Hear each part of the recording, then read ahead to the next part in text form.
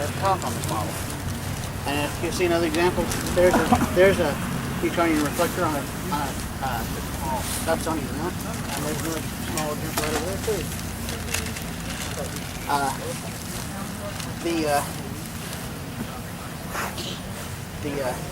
The advantages of a reflecting telescope is mirrors can be made light and they can be made cheap. You can today get 6 to 10 inch telescope that's still being less than $1,000. They do have a downside, which refractors share too, is that as the power increases, they get longer because the light path determines your magnification capability. And so to get more magnification, the telescope has to get longer. So they came out with this design, which is a catadioptric design, which uses, and then, like this one's basically a hybrid. Oh, there it goes. I didn't know. It uses. Get this thing spun around here so you can see it. Battery's weak.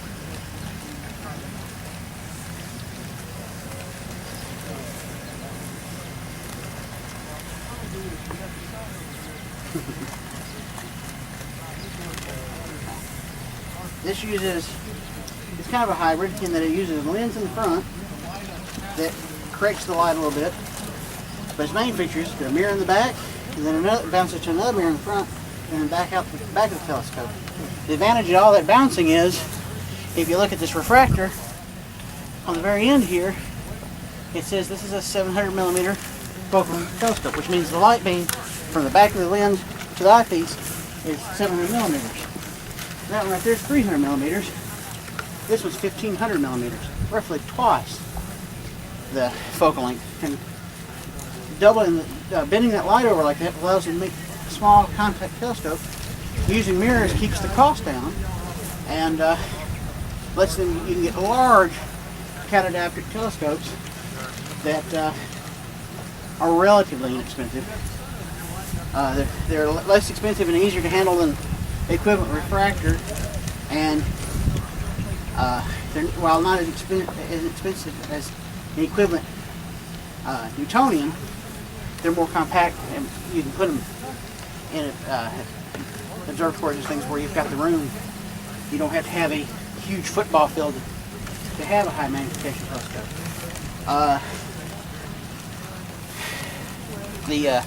And these are all optical telescopes, by the way. There's another type of, well, there's several other types of telescopes, but one of them is the radio telescope. And this, which is just a satellite dish, but this is also a amateur radio telescope. It detects heat, but I can also, if I can get it out of the trees, and get it, I can also, once I get it pointed at it, well, it was easier earlier.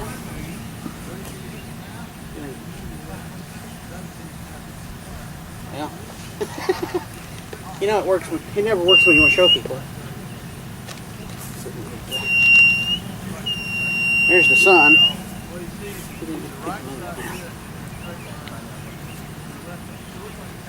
Of course, it doesn't want to pick up the moon right now. Well, anyway, I'll pick up the grass. But this represents a very basic radio telescope in that it picks up magnetic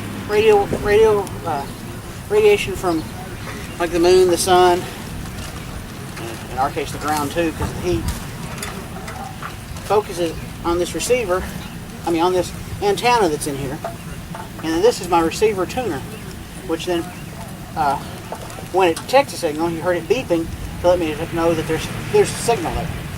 In this case, it's a 12 gigahertz signal, which just happens to be good for detecting heat and black body radiation, which is also the type of radiation that NASA uses to detect meteors and meteors that we can't visually see. We'll leave that alone for now and go back to the basic parts of the telescope. Now we already covered the lenses and mirrors, but almost all telescopes have some other pieces that are important to know about. One of them is the starfinder. The purpose of the starfinder is that, especially like a telescope like this, when you're trying to find something in the sky, looking straight to the back of the telescope, it's like looking through a straw. You can find stuff that is painfully time-consuming. But what you can do this is, once you get this aligned with the telescope itself, it gives you a nice wide field of view that you can then use to locate the object and more easily find it. It eliminates a lot of the sky searching. Of course, all three of these telescopes are on a mount called the alt-azimuth mount. And what that simply means is that it uses altitude and azimuth for left and right and up and down. Of course I got those backwards, but anyway, up and down, altitude, azimuth, left and right, to track the object, which means you have to, like if I want to track the moon, I put it on the moon, and depending on whether it was going rising or setting, I have to go up and over to track it, or down and over to track it. Now that makes for a jerky viewing. You're constantly chasing the target in two directions. It's the simplest, but it's not the best. One of the best types of mounts known as the equatorial mount. And its whole purpose is that you line it up with the North Celestial Pole, which for our intents and purposes is real close to Polaris. So you line it with Polaris, and then you find your target, and the way it's designed, it allows you to track the motion of the sky in one fluid movement. So that way it eliminates the jerkiness and the having to, track two directions. Unfortunately, we don't have any equatorial mounts here tonight, so you won't be able to see one of those in action. Let's see. Let's see. I think what else is there? Oh yeah. Most telescopes have a type of lens cover, which it's either to shade the lens or protect it from dew. And this one belongs on here, but we don't have it on there yet. It's just a simple plastic covering to keep the dew off the end of the lens, so that way it doesn't fog up at time. I know another thing I want to cover. Magnification. How do you determine the telescope's magnification? Well, I told you that the telescope uses its focal length.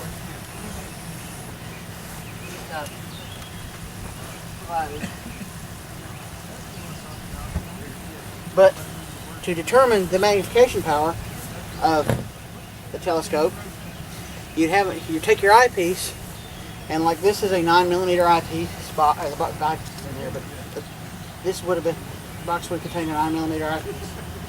So we're going to round it up to 10.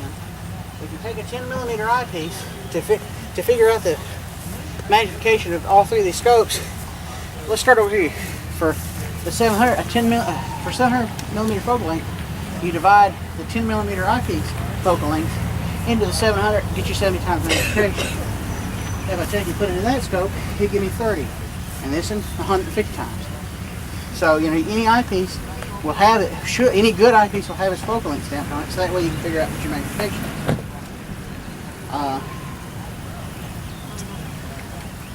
And that covers pretty much the basics of it. Anybody got any questions? Okay. How many of y'all have telescopes?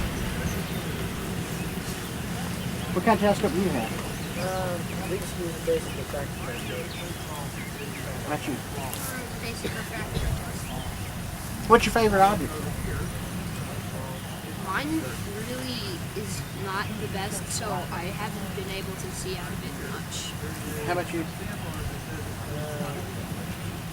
Well, we have one like that, so we can see basically most of the planets that we can see the Look at the sun. That's some 7 questions. 7. Wow. Yeah. See it. Yeah, 7 questions. Okay. Well, we got some giveaways here, and We'll let them pick when they answer. yeah. So The first one to answer it out, when he answers your question, and you get the correct answer, you get to get, it's a picture that he's taken yeah. with his telescope and everything. It's got the information printed on the back of the front.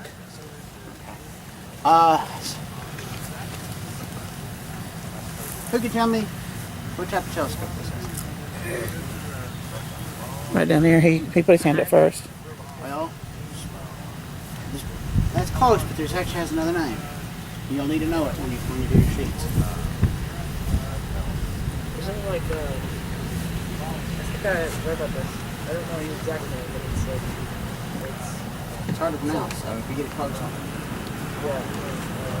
But I know I'm pretty sure it's like, I don't know if it's like or something, but it's a 2-part name. No. Give him 3 names and I'll pick one of them. Or can you do that?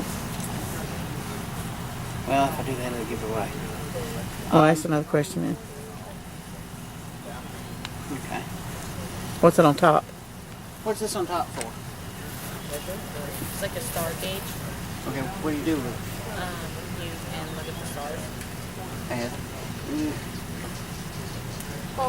You find this what you're looking for, and then you can look for that. okay, yep, he got it. Come here and pick you which one you want. This is the Rosetta. That's Saturn, Jupiter, the Horsehead, the Swan Nebula, Andromeda, and I forget what that one is. So, did you take those pictures with that scope? With a different scope. Okay, that's Andromeda. Actually, That's most of those Rosetta. are the little Look on the back, and it's got information about Oh, it. really? Yeah. So, do you just put a camera up to? This one's out. What kind of mounts are all these telescopes on? Except that one. Oh, no, not Okay. Swivel. And close. Tripod. No. They're all- He, Pick me! You're all asleep during this lesson? all the time. This? Something about airplanes going up? Maybe? Airplanes? Altitude. Altitude? Right, that's part of it. And starts with the A. I'm in Air Force Art. See this? It's hard to pronounce. Aeronautics. Aptheria, something like that. Has a Z in it. Close, but What's the second word? Start with. Starts with the A. Has a Z. I know. You know it. No, I really don't. Come on. A Xena? that sounds like a warrior. Something or another. The altitude and Alzina. Okay, well, let's move on to what type. Ah, better yet. Who invented this style telescope? come and pick you out which one you want. No, still not. Guys, have y'all had popcorn yet? Yes, everyone over here? You know what this one is. You know what that one is. That's Andromeda, the Swan Nebula, Horsehead Nebula, and Trifid. And it tells you about them on the back.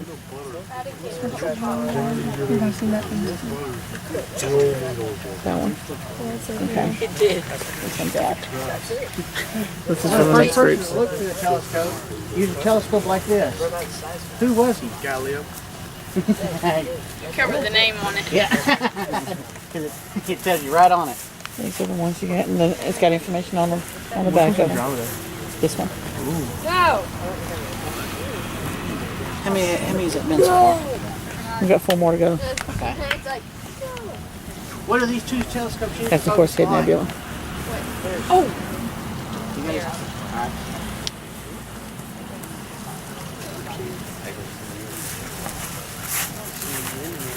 You can pick any of these you want. Get on my That's the Swan Nebula. That's the Horsehead. See the Horsehead right there? And it's got the Flame Nebula in it. Okay. This is a simple question. Took Saturn. What goes in That's the back Andromeda. of the top of the telescope and lets you see? Oh, they're all so cool. Hey, close. The horse looks cool. I have the same answer. Oh, okay. Oh, you Three already got more. one now. If nobody gets it, can I answer the scope? Quick scope. I'm just going to say what he said. Scope. No. Goes in the back or the top, so you can look through it. Is it a lens? No. It contains a lens. He's raising his hand. No. He's raising his hand. Well, he's already won one though. That don't matter. Okay. Well, okay. Mirror? No. Eyepiece? Got it. Oh, man. Whoever heard raising hands? He still has